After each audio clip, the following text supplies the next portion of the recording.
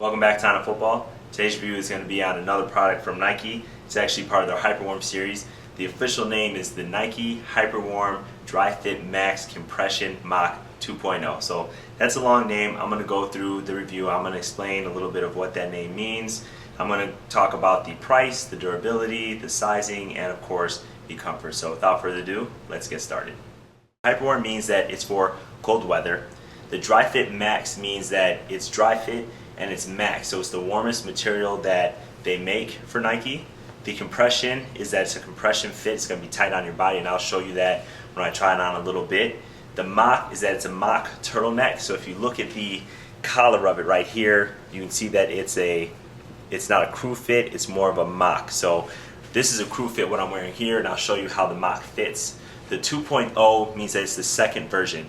So if you are out there and you have one of the original dry fit Hyperwarm compression shirts from Nike, you're going to notice some differences. One of the differences of the first version is that it had mesh on the side of it, under the arms and through the armpits.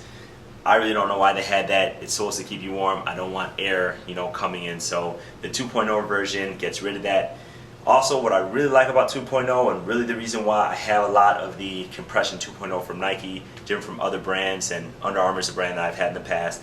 Really like their cold gear material. But with the Hyperwarm 2.0, it has a tail on the shirt that just is a little bit longer. When you have a compression shirt like this, and I'll show you the fit, it's going to be snug on your body, but you want that tail around here so that it doesn't bunch up.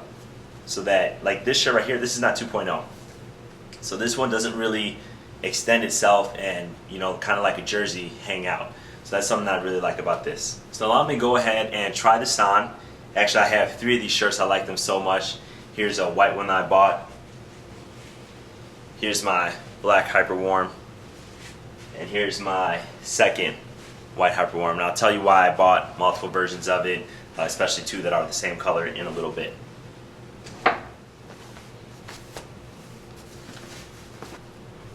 Alright, so let's get a little bit further into this review. First of all, I told you that I'd show you the collar. You can see the Mach turtleneck. You can see how high it comes up versus the crew. What's different than some Under Armour shirts is it doesn't go as high around your neck. I kind of would have liked it if it went a little higher. That's something I liked on the Under Armour shirts. So this is a little bit lower. It's not going to cover as much or show as much. It's also not as tight. Some of you may like this. I kind of want it to be more compressive around my neck, but you can see I can put my finger in here. Whereas with the Under Armour shirts, you really can't do that. So it's a little bit looser around the neck. The other thing about this, unlike Under Armour, is it's not as tight around the sleeve. Yes, I have baby wrists, but you can see that here it's still a little bit looser. Whereas the Under Armour version that I've tried on is tight around the sleeves. You might ask, if I go down a size, would that help? It doesn't. I tried a smaller size and it doesn't help at all. It's still loose around the neck, it's still loose around the arm. So that's something that you have to deal with. But overall, obviously I like the shirts because I have so many different colors. Something else that's a little bit different that I really like about this is the longer version. That's actually why I still went with the Nike over the Under Armour. It's very important to me that this shirt is not riding up, right? So when I have it and I wear it, and I've worn this in football, I wore it in France. You guys have seen the pictures on Facebook. I wore it snowboarding. You've seen the pictures on Instagram. It does keep me warm. It does stay tucked in if I have it tucked in just because it's a longer shirt.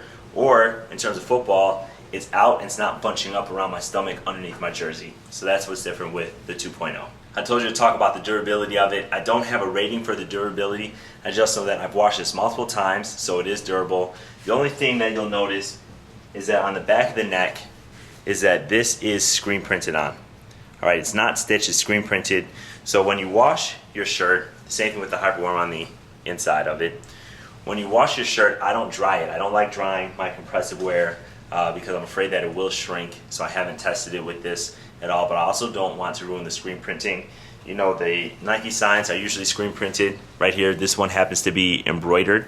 It has flat lock seams to aid in that comfort, and of course it has the fleece lining. This shirt retails for $50, so I bought this on Eastbay. I think they sell it on Nike, and it comes in 2 different colors that I've found. It comes in a white, which I have, and then it comes in a black shirt.